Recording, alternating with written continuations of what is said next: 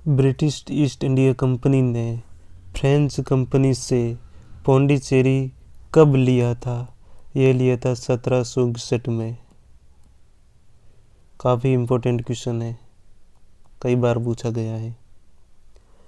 Ministry wise allocation and ministry में कितना rupees या उसका अलोकेशन इंक्रीज हुआ है, ऐसे क्वेश्चन पूछे जाते हैं।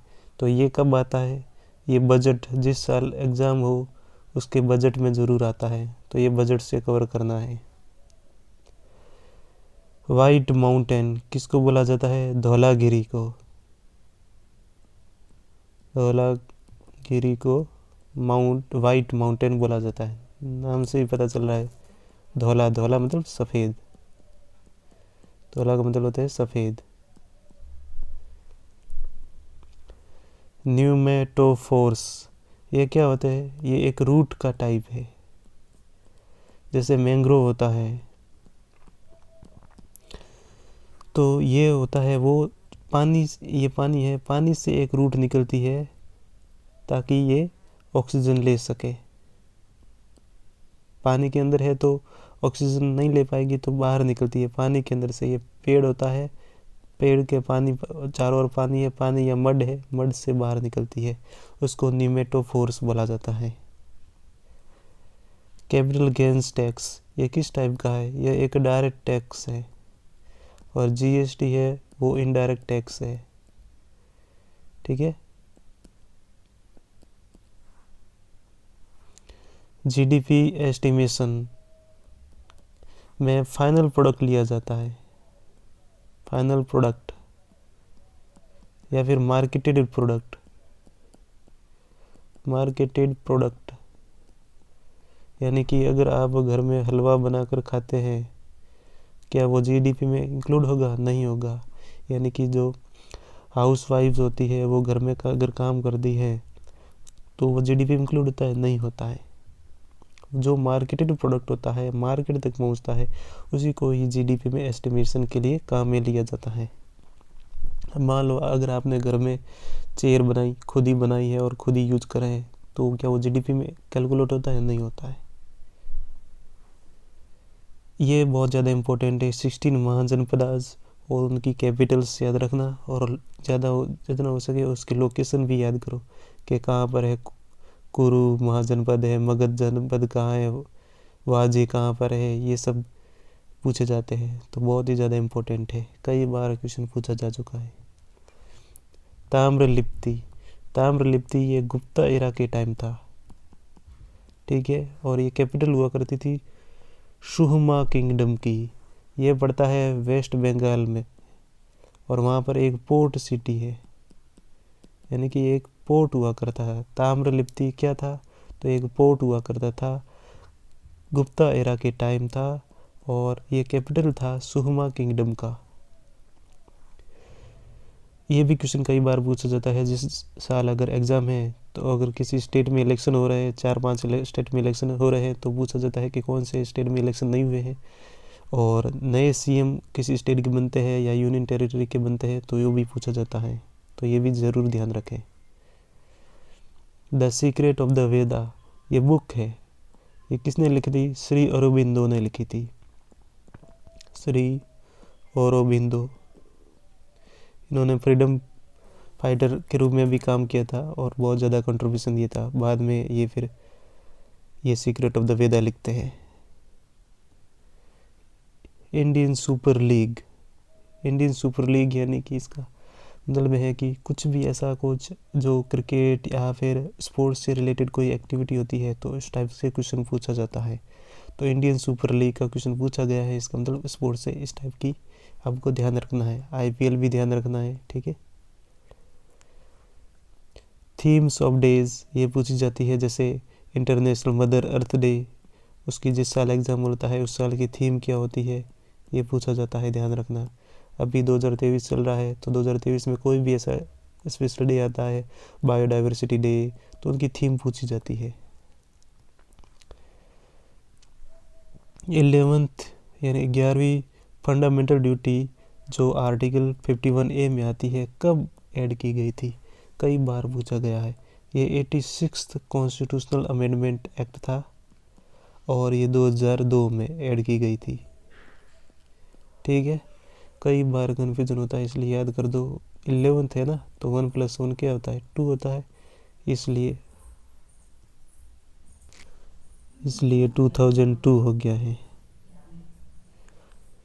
एल्गी होता है वो CO2 फिक्सेशन में काफ़ी हेल्प करता है। कौन सा प्रोसेस होता है? फोटोसिंथेसिस प्रोसेस के थ्रू।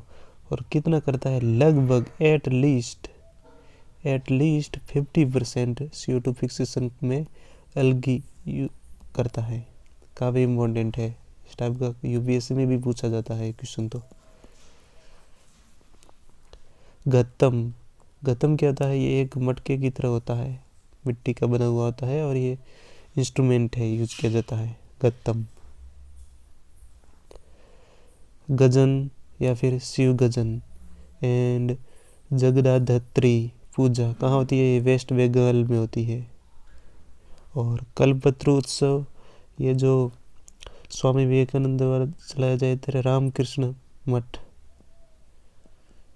रामकृष्ण जो मठ होता है वहाँ पर मॉन्क रहते हैं, उनके द्वारा ये सेलिब्रेट किया जाता है कल्पतरु उत्सव। ओसुअरी फीस्ट, ये होता है निकोबारी ट्राइब के द्वारा। निकोबारी ट्राइब का ये फर्स्ट फेस्टिवल होता है, इसमें एक सर्किल बनाते हैं और फिर वहाँ डांस करते हैं, तो ओसुअरी फीस्ट होता है। लॉटरीज रेगुलेशन एक्ट, ये आया था 1998 में, इम्पोर्टेंट है।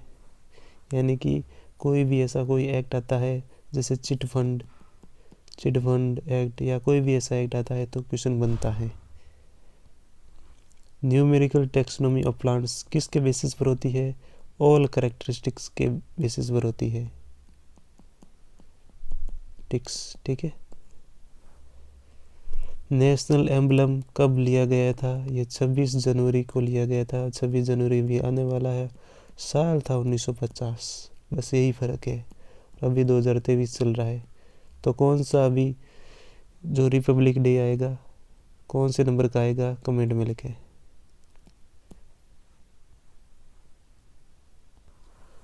कोई भी रिवर अगर न्यूज़ में रहती है, जैसे ये मूसी रिवर न्यूज़ में रही थी, ये मुंबई में चलती है, यानी कि महाराष्ट्र में, और ये महाराष्ट्र में है, तो रिवर कृष्णा की ट्रिब्यूटरी है।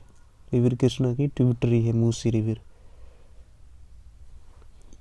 देखो, कॉन्स्टिट्यूंट असेंबली, ये बहुत ही ज़्यादा इम्पोर्टेंट है। कब बनी थी? ये बनी थी नवंबर का महीना था और 1946 में बनी थी। और नेशनल फ्लैग कब अडॉप्ट किया गया था कॉन्स्टिट्यूंट असेंबली के द्वारा? ये 22 जुलाई 1947, यानी कि आज़ादी से पहले नेशनल फ्लैग अडॉप्ट किया गया था 22 जुलाई 1947। और कॉन्स्टिट्यूंट असेंबली कॉमनवेल्थ की मेंबरशिप को कब रेटिफाई करती है? ये मई का महीना होता है, 1949 को मेंबरशिप रेटिफाई कर दी है। और कॉन्स्टिट्यूशन को फाइनली कब अडॉप्ट किया जाता है और पास होता है? ये होता है 26 नवंबर 1949 को। नेशनल एंथम और नेशनल सॉन्ग किया जाता है 24 जनवरी, यानी कि रिपब्लिक डे के 2 दिन पहले 1950 को। आज 23 जनवरी है, यानी कि कल ही ये होगा 24 जनवरी 1950। तो आज कौन सा डे मनाया जाता है? ये भी लिखो कमेंट बॉक्स में। अथर्ववेद में कितने खंड है? अथर्ववेद में 20 खंड है। हिंदू सक्सेशन एक्ट, ये न्यूज़ में था इसलिए पूछा गया है, 1956 में पास हुआ था।